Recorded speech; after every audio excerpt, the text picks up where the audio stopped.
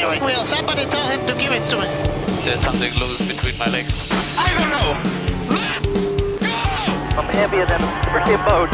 Nothing he's going to say can make that any better. Yeah, nobody. No more radio for the rest of the race. I'm going home. Hello and welcome to DRSFC, an F1 podcast by soccer nerds.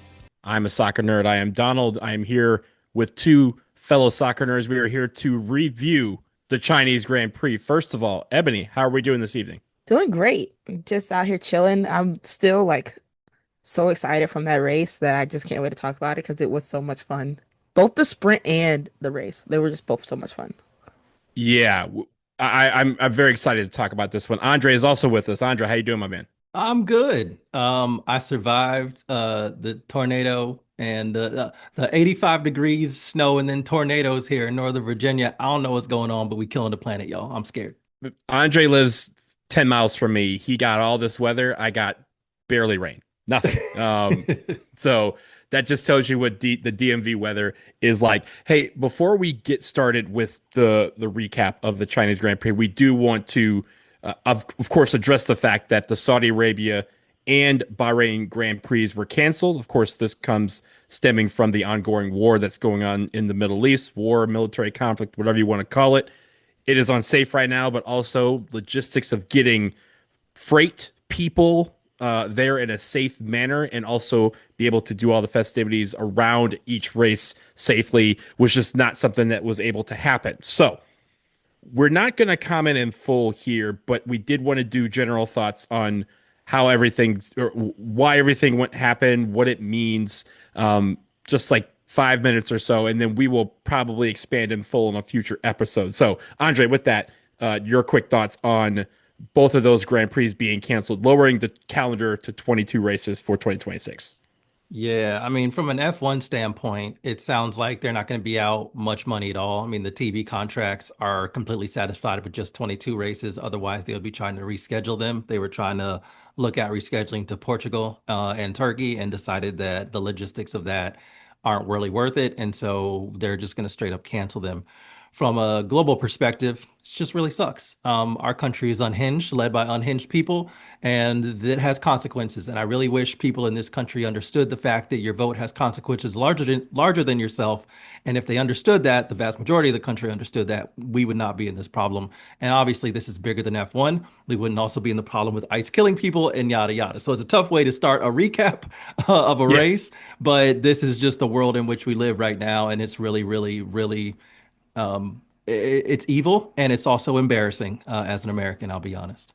I mean, your words are strong, but they are necessary. And I thank you for bringing it real, keeping the candor real. Ebony, your thoughts? Kind of just to echo what Andre said, this is the result of bad people being in positions of power. And it has affected more than just the U.S. now. Well, it's been affecting more than the U.S., but now you're seeing money being left on the table in a very large scale as F1 is. It sucks for those fans that if that was their only opportunity to go to a race, that is gone now, and they don't get that back for this year. It sucks as F1 fans in general because we lose two races. It just sucks on the whole as humanity because we look stupid. And it's, again, something we're going to go over in another episode. We've seen them race during bombings, and I'm glad they did the right thing proactively and kept people safe, especially drivers and mechanics and everyone surrounding the sport. That's probably the one good positive is that they saw the need for player safety, for driver safety, and did the right thing, which is not something you normally say when it comes to the FIA. Yeah, I was going to start with that. The fact that they did step up and say this is an untenable situation. It's not going to resolve itself quick enough for us to, make these arrangements, get everything that we need there to do this race safely, to keep the drivers safe, to keep the fans safe, to even the logistics of whenever the airspace is going to open up. And that's not to say anything else about military strikes and bombs, as you mentioned, and it was with 2022. They raced during a military strike, and people did not like that, for lack of a better word. And so, I think they did the right thing. As Andre said, it sucks that our country is the one that put us here, and we have the unique perspective amongst a lot of F1 podcasts of being one of the few ones that are made up of just Americans. And so we have to be real about the fact that this is a situation that our country caused. In whether it's in defense of or what have you, our country is the one that started this thing. And so we have to accept that. And it's hard to talk about what it means for F1. Like, sure, when we expand later on, in a future episode, we'll talk about the fact that, like, I'm sure Mercedes is pissed because Mercedes has that compression loophole that everyone's been talking about. They get too fewer races to work with that. It's a whole break in the calendar that people weren't expecting. We will rearrange what we were planning on doing because we now have a 5-week break after Suzuka. So those are all trivial in the sense that number one is everyone in the Middle East right now, please stay safe. That goes without saying, but I will say it anyway. So with that, we'll leave that part. And again, we'll pick up more thoughts as we go along in a future episode where we can expand with more detail. But we do want to get to the recap of the Chinese Grand Prix. We want to start with the sprint, tell you what happened there, because that happened late at night. George won. That feels something, it's like something that you're going to hear maybe a lot in the first part of this year. But George Russell won the sprint. Charles was second. Lewis was third. And Lando was fourth. We had 3 DNFs. Arvid Lindblad, Valtteri Bottas, and Nico Hulkenberg were your DNFs in the sprint. First, let's just talk about the sprint. Andre, I'll go back to you. Again, 19 laps. You had a great start. We had some back and forth between Ferrari and McLaren. I'm sorry, Ferrari and Mercedes. Of course, Mercedes ends up on top, but for 19 laps, that was a pretty cool show. And we were worried about how that would look for this being a sprint so early on in the season. But hey, it still gave us fireworks. It did. Well, it gave us fireworks at the top and at the starts. Right. And I think shout out to Ferrari for basically being the team that's making this happen. If it wasn't for Ferrari, this would just be like George and Kimi a minute ahead of everybody else. And so thankful that Ferrari actually got their shit together and actually looked like they can put Mercedes under some pressure, at least at the start. I will say, like, the sprint overall was entertaining. I did have to rewatch it because I got to be honest, y'all. When the races start at 3-something in the morning, your boy ain't got it. I'm a night person, but if I stay up till 3, I just won't be sleeping. And if I don't sleep, bad things happen, and I need my job. Got to pay bills. But so I did watch both of these on the replay, the sprint and the Grand Prix. And the sprint was entertaining. It was fun. It was cool to see. I was a little bit disappointed in some of the DNFs. One thing we also got that we rarely ever get is a safety car. So we had a pit stop in the sprint. But let me just because in the preview I did say that I thought that this was a bad track for a sprint race, and before the safety car, let me just tell you why. Because I kept track of what the gaps were. And again, a 19-lap race. Okay, before the safety car, 4th place was 7 seconds behind the leader. 5th place was 9 seconds behind the leader. 7th place was 25 seconds behind the leader, 13 seconds behind the car in front in 6th. So, like, even in the top 7, you had these massive gaps.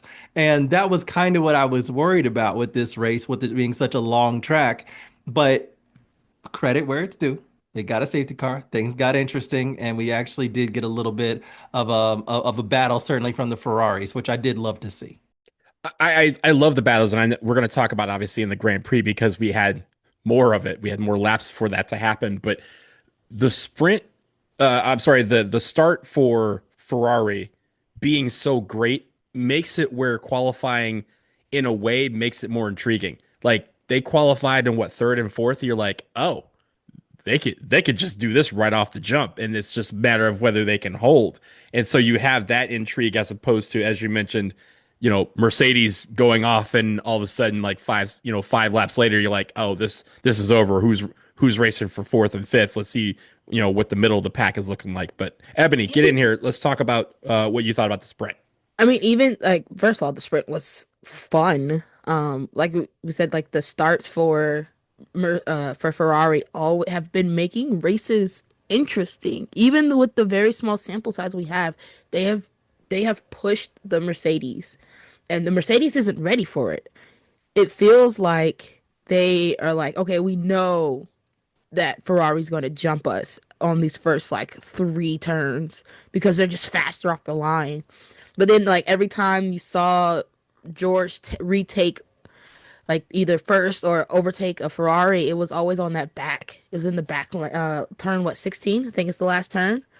And then straight down that, they have the speed on the straight. Like, there's no arguing that. So it was an easy overtake when it got there.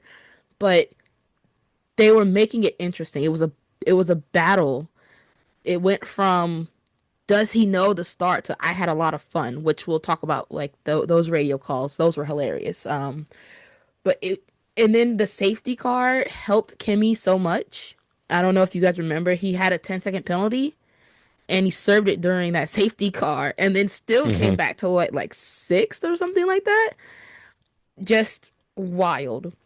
And the fact that there were so many different tire strategies happening, why did half the grid start on hards? Like, that's a great question. I was concerned about that.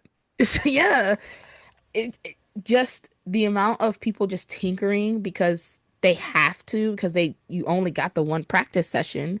So even I do feel bad for Lindblad because this was just a track to forget for him, unfortunately.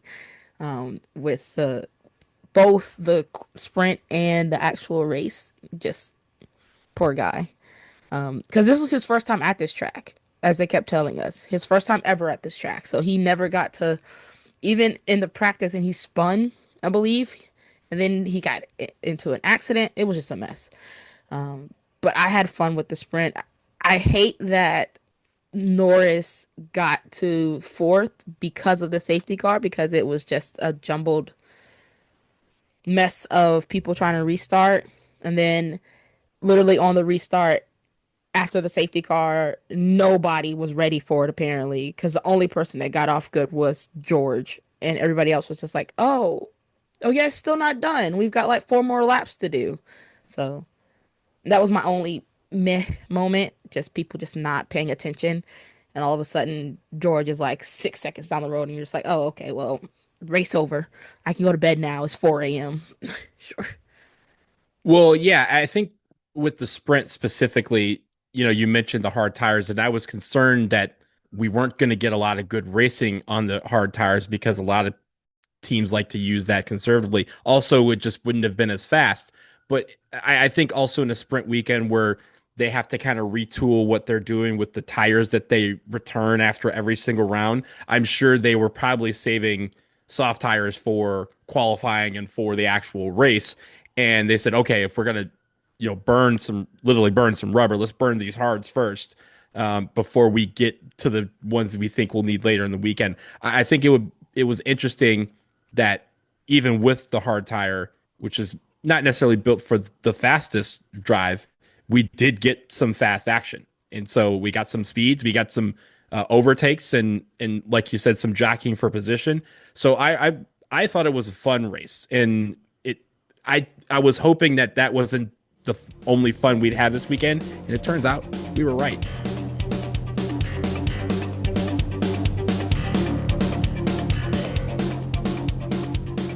Let's talk about the main fun of the weekend, which was the Grand Prix. And to recap, first of all, Kimi Antonelli, the youngest to ever get pole position at an F1 race. So congratulations to him. And then he becomes the second youngest to ever win an F1 race. I think he was just days older than who was it that's still the youngest? Is it still who is it? It was Max, wasn't it? Max, that's right. Yeah. Max is like a month younger than him when he won his first race or something like that. That's what they're saying, So especially with the races that were canceled. Like Kimi kind of had to do it in this race, otherwise he was going to be too old by the next race. Yeah. That's crazy. But, what? no, Okay. just another little thing. So yeah, congratulations to Kimmy. Funny enough, the PA announcer, when they were introducing the podium to get their trophies, they announced him as Kimi Räikkönen. And so that's why he came out with the like, what? Who is this? Who is this Kimi Räikkönen you speak of? Kimi Räikkönen was probably won his races when Kimi Antonelli was not born yet. So Did you see there's the that. interview with it was George, Kimmy, and Lewis, and Lewis said, "I remember my first, and it was 2007," and Kimmy was like, "I was a year. I was I was Yeah, 1 I years was a old." year He was old. like, "Oh Yeah, yeah, you were born in '06. Good God!" yeah. And now Young everybody, kid. please go get a physical if you don't. If you were also what 2007, that would have made Lewis what 20 something. He was 22, I believe, when he won his first Yeah, race. Yeah, yeah, we're all old now. Please go get a checkup. yeah, for I'll real. also say for these young kids that always feel like they got to tell people how old they were whenever you start talking about something like, oh, I graduated college in 2005. They're like, oh, I wasn't even born yet, or I was two. Shut up. That's really what I Right, got to say about right. that. I graduated law school in 2007. I'm old, old. My knees hurt sitting here on this pod. Speaking of Charles and George, you just mentioned the whole podium. Charles Also, finished second, and Lewis Hamilton, for the first time as Wait, a Ferrari driver, you said Charles finished second. You forgot about George. George finished second. George, yes. I'm sorry. I was looking at the sprint. George finished second. I forgot about George already. So there you go. There's your podcast. Thanks for coming. Good night. have a good one. George. No, we haven't done Lance. We haven't done Lance slander, so we can't end the pod yet. You're right. You're right. We press on. George finished second in this race, and again, Lewis Hamilton for the first time in a Ferrari has hit a podium. He finishes just ahead of his teammate Charles, who was fourth. We had a slew of DNSs, did not starts. Oscar, Lando, Gabriel Bortoleto, Alexander Albon, all of them did not start the race. DNFs. Here's your Lance Stroll slander. Also, Fernando Alonso did not finish the race. Surprise, surprise. And surprisingly, Max Verstappen did not finish this race. So there was a ton of just when I say bodies, like cars all over the place, not starting. Lando and I'm sorry, Lando and Oscar don't get out of the garage for separate reasons. George even had trouble during qualifying in Q3. He almost didn't get out of the garage. He barely got out of the garage enough to qualify second. So it was a interesting like race at the bottom, but it was a fascinating race at the top between the Mercedes drivers and the Ferrari drivers, them going back and forth once again off the start. I I thought this was some of the best driving we've seen in a while, in a few years, and to the point where all of them afterwards were like, "This was a lot of fun. Let's do that again." Nobody was really hurt. I mean, sure, I'm sure the Ferraris were like, "Hey, we just missed out on getting second and first," but they know they're right there. So I'm really excited about if this is brewing up to be the battle this year. We've gotten some in 2 weeks. We've gotten glimpses of it where, yeah, I'm looking forward to this. Andre, what do you think? So first of all, I just like I've been a proponent on this podcast of a weird podium. Um, but I think I'm gonna have to dub this the Honey Nut Filios podium, because you had Bono, you had Kimmy, you had Lewis, George kind of there. He was kind of grumpy. You know, they kept on Uh-huh. kind of talking to him like, "Oh man, Kimmy did it. It's aren't you so happy for him?" And then Lewis is back, and he was like, "Yeah, whatever," because as you mentioned, he It's had like, those thanks to the issues, team. right? He had those issues in Q3, and then he got stuck behind. He had a tough race. He was complaining a lot. He got stuck behind the Ferraris. He had to pass them, and by the time he passed them, he had cooked his tires. And this is the cool thing about Kimmy in this race is that, yeah, you could say, you know, he got pulled because George had issues. It was kind of an outrageous recovery for George that you basically get one lap. You make one mistake and you are going to be far from pole. Maybe you're behind the Ferraris. Maybe you're further down because who knows? Like your mindset can't be like, it's hard to get locked in that way. And so the fact that he put it on the grid P2 after all the issues he had was incredible. And then, of course, he comes in the race and he struggles a little bit, especially warming up the hard tires. He was dropping back like crazy when he had those hard tires on. They were fresh and they weren't warm enough for it to give him the grip. But shout out to Kimmy. Kimi was just like fastest lap after fastest lap after fastest lap. He was like, I'm not letting this slip. And that's what really got me because he was put in an advantageous position in order to like get pole and then start from the lead and then recover the lead as quickly as he did. But he really could have got walked by George. Like if George would have walked him down, everybody would be like, yeah, that's kind of what you get when you get a really young driver against somebody who's really hungry and in their prime and thinks they're the number one driver on that team. Now George kind of knows if things don't go 100% right for you in a weekend, your win is no longer guaranteed. And that's really cool to see. So I loved the podium. I love Kimi showing us that dog. We wanted to see it. I love seeing that as well. And yeah, the Ferrari battle, we need to talk about that like separately because that was really cool. And I got a lot of things to say for the drivers and the people who are complaining about these regulations. But overall, congratulations, Kimi. I mean, Kimmy did slip towards the end. He said he gave himself a heart attack. I really thought he was gonna put it right in the gravel. Well, I thought he was going to put it in the wall. The way he kind of locked up and kind of spun, like I rose up out of bed, like, oh no, and then he was able to just kind of so heartbreaking. Stop. I would have cried. I would have absolutely cried. To your credit, right? He had like a 15-second lead at that point, so he could lock up his tires. Well, remember, that's how. I mean, we'll talk about the battle later, but that's how Lewis got back by Charles because Charles locked up his tires, and then Lewis was like, "All right, cool." If George was a little bit closer, that would have been heartbreaking for Kimi. Yeah, and George would have been like, "Ah, damn, my bad, dude." Anyway, I'm over this race. Oh, damn, that's crazy. You locked up. Crazy, yo. We'll talk about it. Talk about debrief. I'll see you there. Damn, you were about to be the youngest F1 winner, and oh man, that's crazy. Too bad. Maybe next time, little guy. No, I needed Kimi to say I want papaya rules and make George give the spot back. What would that be? It'd be AMG rules or something? Patronus rules? I don't Patronus know. rules. Ebony, your thoughts on the race, either the bottom or the top? I mean, I still want to know what were the problems with all four cars because McLaren had two separate issues for both cars that caused them to not even get on the grid. What were they?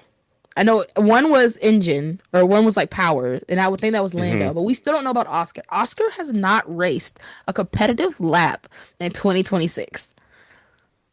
I need more people to talk about it. He has not done a formation lap.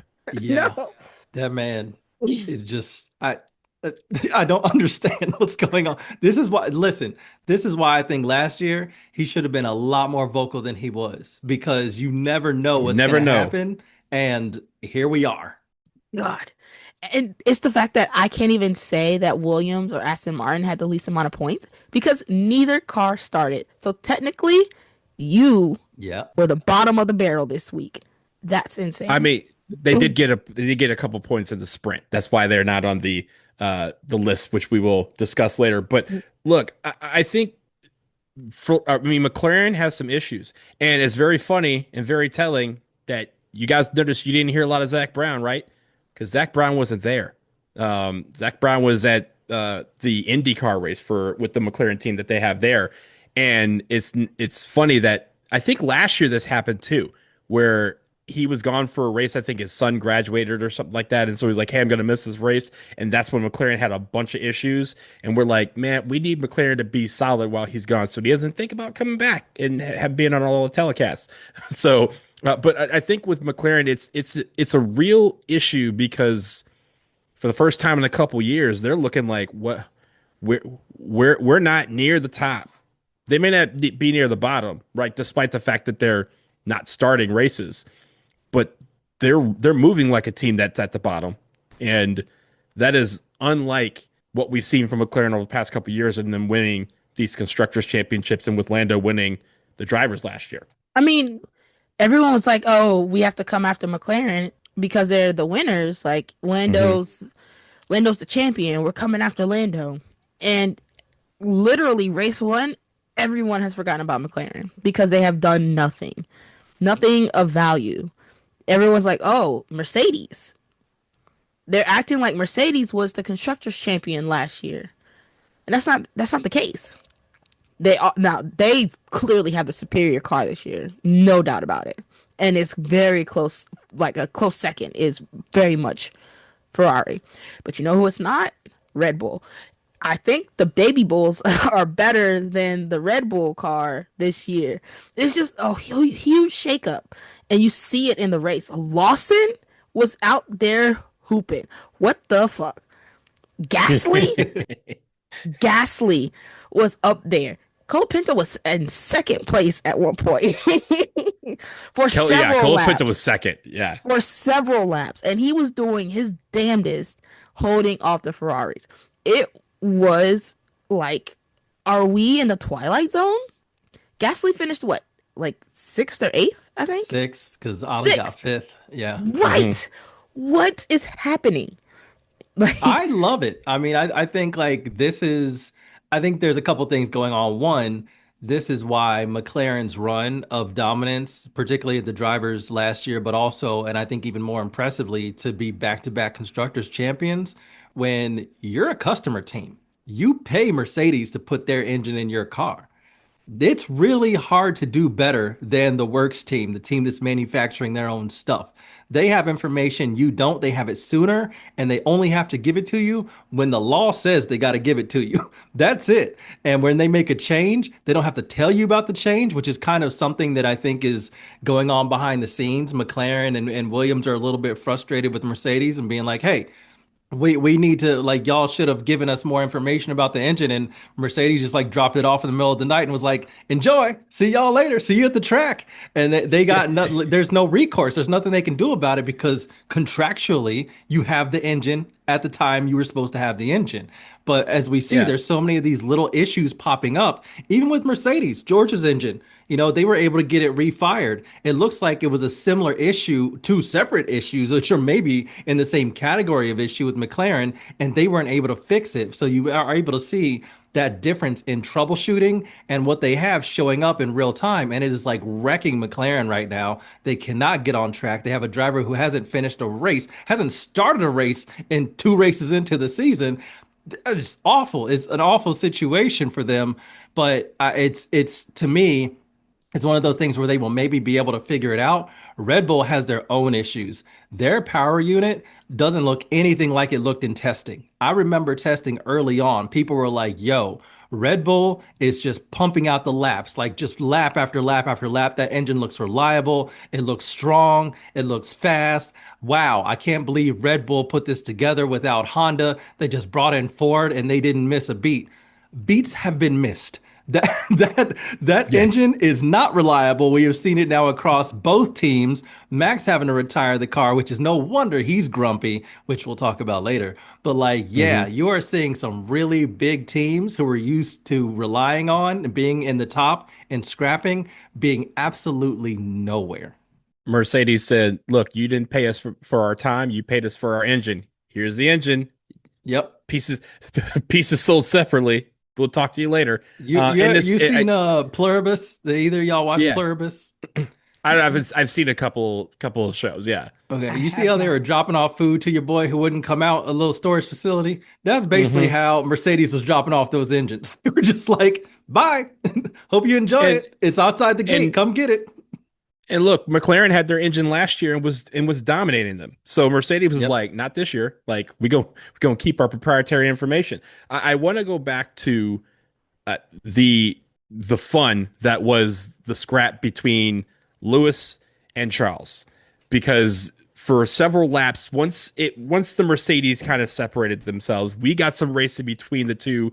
It was just back and forth. It was captivating. It was safe. Like it wasn't like they had the one what did Lewis call the kiss, where they touched for a second, but like they were really racing each other. And afterwards, it was two friends throwing haymakers in the middle of the ring, and when the bell rang, they're like, "Ding ding, good round, dog, good round." That was what you wanted to see, and also I think for them, that's what gives them confidence that they can eventually take that race to Mercedes. And you saw that in the first few laps of the race where both of them were kind of helping each other out, right? Like first Charles would kind of take the lead and Lewis would kind of try to keep George at bay. Then Lewis took the lead around Kimi and they were just kind of going back and forth, those two teams. There were some turns where one guy would take the lead only to surrender that lead by the end of that long swirly queue. Like they had all of these different types of ways to try and get around each other. And for the first maybe 8-10 laps, they couldn't separate themselves. And I really like that. And I think that's what made this race fun, especially it being a race, Andre, as you mentioned, that's at 3 a.m. on the East Coast. You needed something to get everybody out of bed and be like, ooh, this is what I sacrificed my sleep for. This was a race that was worthy of the sleep that I did not get on Saturday night, Sunday morning. I need McLaren to listen to me carefully. You do not need papaya rules. Let your drivers drive. Trust your drivers. This was what made this so fun. Is that Ferrari, there wasn't a hint that we ever heard on either radio of, hey, y'all are getting a little close. Hey, he'll back up. Touch. Hey, be careful or whatever. They didn't need that. Trust your drivers. These are experienced drivers. They're the best in the world. You hired them for a reason. Let them go out there. If something happens, you handle it afterwards. That's the way it works. And then from then on, they understand, okay, that was over the line. Okay, don't do that again. And then you let them go race again. There was so much fun. And both drivers were like, that was fun. Like Charles, what'd he say? That was like the most fun battle he's had in a long time. And Lewis was talking about like an old man. He was like, oh man, I ain't felt like this in 2 decades. Charles is basically like, I that was so much fun. He's like, copy, we'll let them know. He's like, I'm glad. Yeah, he just said I'm glad, which is very funny because you could tell they were like they were definitely like there was some white knuckles, there was some teeth biting, some nail biting in the garages. So that's why he was like, okay, I'm glad. Like, glad you got that out of your system. And that was fun for you. We've been stressing over here, but they let them do it. And it was so much fun to see the way that they were. And this is the other thing. I think people who are complaining about these regs, which is also Max, and talking about how if you like this, then you don't understand racing. First of all, calm down, my guy. Calm down. I have one note to say to him. You have a whole drivers' championship because they skirted the rules because of you. That wasn't no pure racing. If we're talking about pure racing, give that championship back because you did not deserve it, okay? So let's not get all high and mighty about what real racing is and real racers and you're the protector of racing right now. Like, get out of here. The other problem he's having, though, is that his car does not allow him to use all the things that are now available as tools to race. And that's why he's frustrated because all he's seeing is it's about battery management. But what we saw in the battle between Lewis and Charles is that it's about a lot more than that. Yeah, there's battery management, there's tire management, there's also the driver in terms of positioning. When do you use it? How do you use it? If you use it here, then are you using too much? And then can you get overtaken because now the other driver has a little bit more to get you once you pass them? Like, you're kind of learning all the different tools you have. Active aero. How do you let active aero influence this as well? Because now the cars can be closer together, which gives you more opportunities to say, how do I pass this person in a corner, or do I choose a particular straight or what?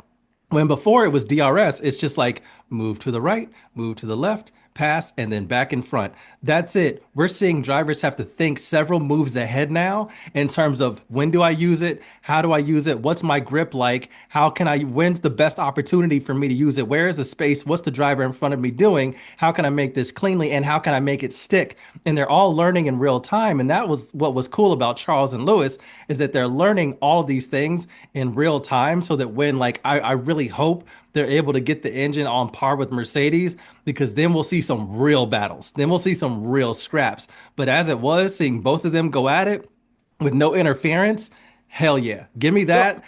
10 races out of 10. Andre, I'm going to go back to what you said, because, we talk about, like, they will get on the radio and say, hey, watch it, sometimes. Remember, Charles in the first race was like, does he not know how close we are? Yeah. Blah, blah, blah. And they didn't say anything to him. They were just like, whatever. And then they come back and then they do this little dance and this rate and this battle and it's so much fun. I think exactly what you said. They took that into the privacy of their headquarters and was like, "Hey, this is what you're allowed to do. This is what you can't do. Go race. We're not giving you any of these papaya bullshit rules. Keep it clean. Keep it clean. But you two are drivers. You're racers. Go race." So that I feel like they're having those conversations behind closed doors instead of over the radios where everybody can hear, including the other drivers. Like that's the main thing about papyrus that pisses me off is they don't keep it to the paddocks. They make sure everyone knows, for better or for worse. Because we should not. It's the fact that if you remember last year when Max was like, "I can't believe they're making him give the spot back," because Yeah. from when they had that bad pit stop and they said it over the radio. That's the part where you're gonna break down and you're gonna lose. So They were clowning them in real time on right. the radio. Real time. You're my man. Yo, let me tell you what my man said on the radio. No, but I think the one thing though, to kind of put a point on the Ferrari, is the reason why these guys are saying it's a lot of fun. Imagine this: you're in a roller coaster, one of those roller coasters that shoots from the start and then you kind of go through it. It's not the one that kind of gradually builds you up, right? Nope. First of all, no. But when I rode those, the funnest part was the start. That anticipation of once it went, you were going 0 to 70 or 0 to 60, whatever it was, and you were off and running. The rest of it was fun, but the funnest part was that thrill of that bam coming out of the blocks. Ferrari jumping out of the blocks the way they do is why this is so fun for them. Because the rest of it's just the rest of the roller coaster. Sure, you're going to have your ups and downs. You're going to be racing. You might go in front. You might go in back. All of those things are part of the racing. But the fact that they're sitting there like right off the jump and they're kind of looking at each other going, we're about to smoke all these fools, right? Like off the line. Look, when I had a nice car, the great thing I used to do in Miami is some dude would come up in a Porsche and be like, what you gonna do? And I'm like, well, there's a lot I can do with this car. Boom, get him off the line. And once I got him off the line, it didn't matter what they did after that because I'd already won in my mind. Like I already had fun. Go ahead and go 100 miles an hour the rest of the time if you want to, but I got you off the line. That's what Ferrari's doing, and it's carrying over. That confidence is carrying over into the rest of their race, and you can see. And with Mercedes, with their compression ratio loophole that they kind of have, they only have 8 weeks to use it. And now, again, with the cancellation of 2 races, they only have, 4 more races to do it. So they're sitting here like, if we don't create a gap that we can withstand, who knows what happens after those 8 weeks and that loophole goes away and they're on a level playing field. Ferrari's sitting there saying, if we can just keep them within our sights, week 8 comes around, hey, we're back on the blocks again, and guess who's getting off the line quicker? We are. Yeah. So this is the thing for me. Yeah. I want to see a Ferrari on pole because I want to see what that start looks like from pole position. and not just catch anybody. Like, let's be real. There is something to be said about hawking somebody. When I was running track, I used to love, oh, I'm behind a little bit. Not anymore. Like passing someone and yelling, see ya is great. But it's also a lot of fun to be in front. Yeah, or ciao or whatever, right? God. If we're MLS, arrivederci. But like, look, it is also something fun to be had to be in first and then go. Everyone back there is thinking that they're going to get me off this line and they're going to take my pole position away and I'm going to have to fight from behind. Nope. Bye-bye. This was the closest you've seen. Closest you're going to get to me this race. Enjoy it. And then once the lights are off, boom. I just think that Ferrari is waiting for that day that the rest of the field is level and they know they have that start in their grasp and they have a car that can compete with them outside of this compression ratio that's giving Mercedes an alleged 30 extra horsepower or 30 extra RPM. Can I also just say one thing real quick about the way that the cars look and the way that they're handling? Because again, I kind of am going back to referencing Max talking about how this isn't really a rule set for real drivers. And he even got super like deep with it, saying that F1's going to regret this or whatever. And it's like, yo, calm down. Just because you're not winning doesn't mean that like the rest of the sport is like failing. All right, like you're not that important, my guy. But I do think that one of the things that is really cool and where you do see a lot of driver skill is these cars aren't planted. We're seeing them squirrel, slide, move around. Drivers are having to correct things. Like it's not, it looks like it's fun to drive the cars because they're actually driving. They're just not relying now solely on the aerodynamics to keep the car planted. And yes, that is the fastest way to go around a corner, go around a track. If you can handle the G-forces, you can handle it with the reaction times and you get the car pointed, you're good. You know, it suctions you to the ground around the corner and you're good. Max is great at that. But now you're having the car slide around a bit. You're having to manage your tires through the sliding. You're seeing that if you make a little bit of a mistake, you'll spin out. Like we're getting driver skill introduced back, and it's about the driver finding the grip, trusting their skills to be able to handle what the car may do on entry or exit of a corner. And to me, that sounds like more real driving than relying on aerodynamics to keep the car on track in a stable position. Like I'm loving this, and I don't think they're perfect, so I don't want to come across as like I know everything. Clearly, Max Verstappen knows a hell of a lot more about racing than me, but I also think that his perspective is skewed because his car is trash. I think at the end of the day, he's trying to tell me what fun is, and I'm seeing fun. I'm seeing fun at the front, and the problem for him is right now he is not a part of that fun, and so it's natural, right? It's not a position he's been in a very long time, so he's just going to have to figure out how to overcome that and figure out how to get back towards the front because that's where the fun is apparently.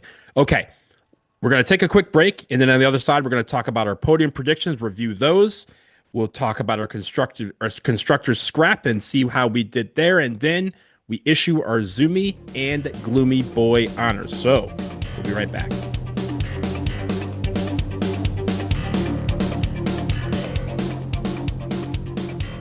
All right, we are back and we turn our attention to what we predicted before this race and see how right or wrong we were. We start with our podium prediction review. Of course, the real podium was Kimi, George, and Lewis.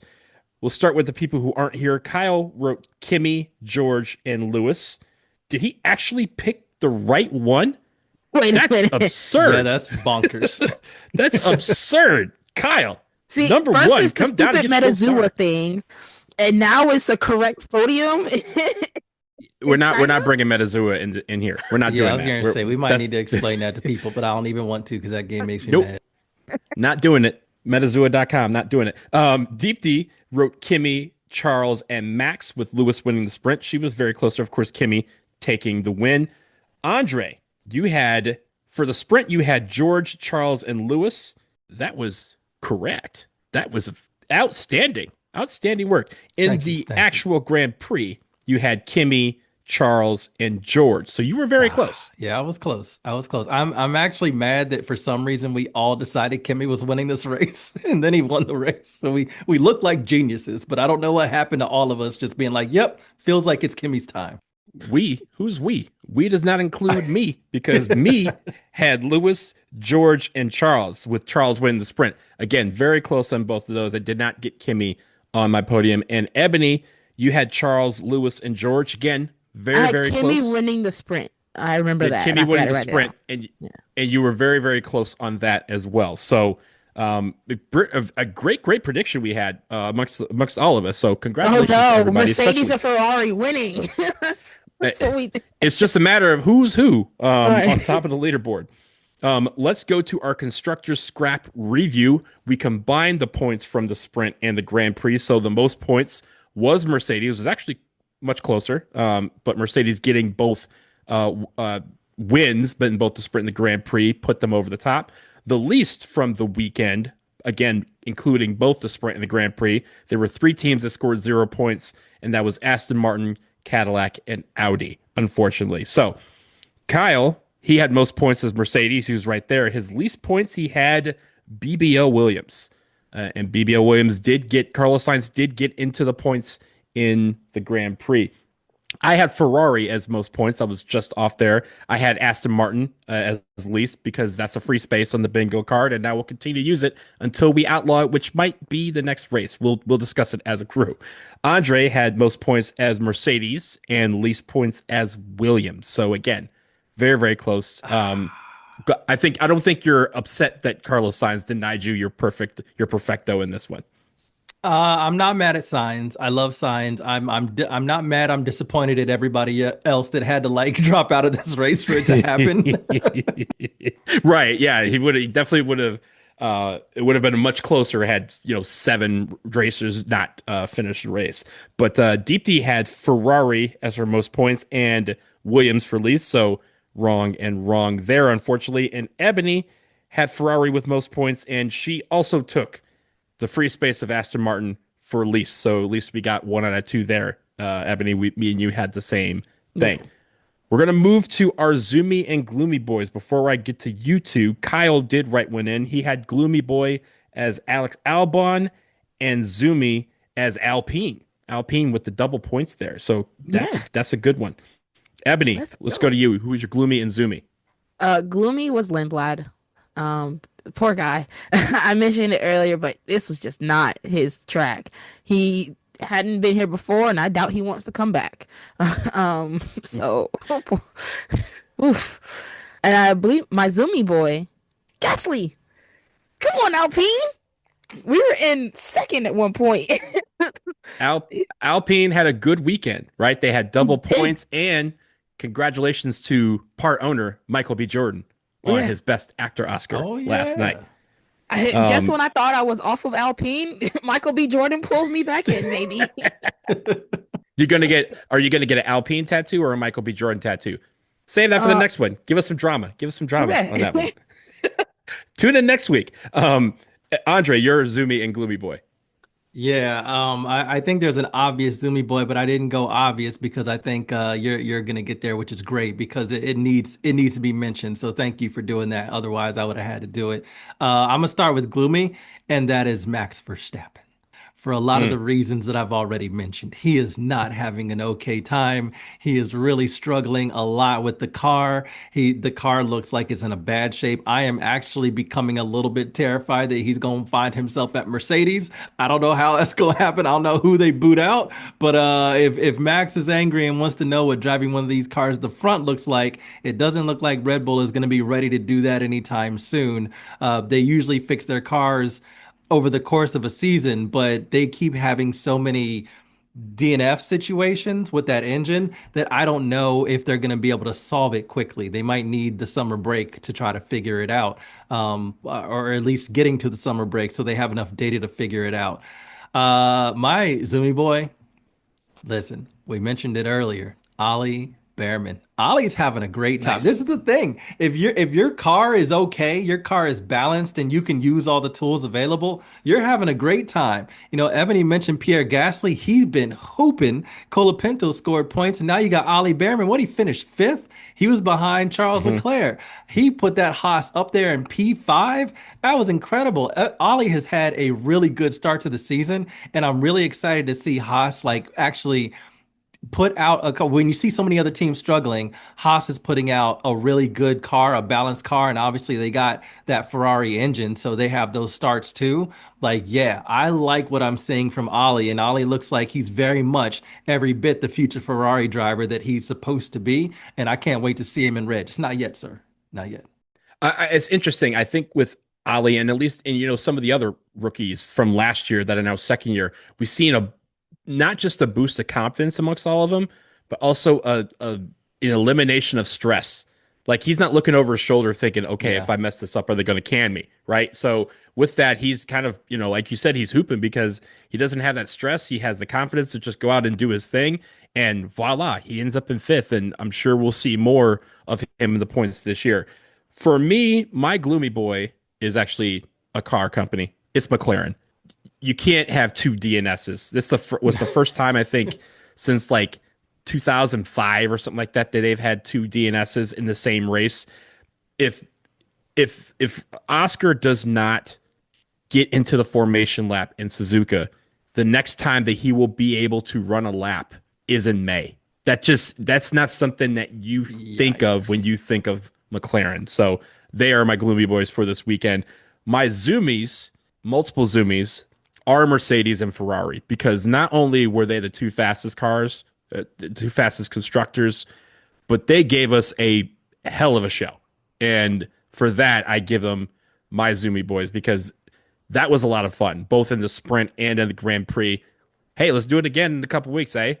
Keep it going. And it's funny, I saw a picture of Toto Wolff giving like Lewis and Charles and I think Bottas a ride to wherever they're going. I think they're going to Japan. And all of them just looked like they were having fun. I think that's the idea here, is that those two teams, at the very least, look like they're having a lot of fun out there, and is translating into the actual racing, which we are getting a lot of so far in the first two races of the year. So that will do it for this episode. Of course, we are off. We have a bye week this week because Japan is in another week from now. So we're going to figure out some things to do. Obviously, we have the long break coming up after Suzuka. So we're going to kind of rearrange what we do over the next few weeks. But we will be back very, very soon, probably to comment more on the canceled races that are Saudi Arabia and Bahrain. But until then, he's Andre, she's Ebony, I'm Donald. Thank you for listening. And as always, vroom vroom.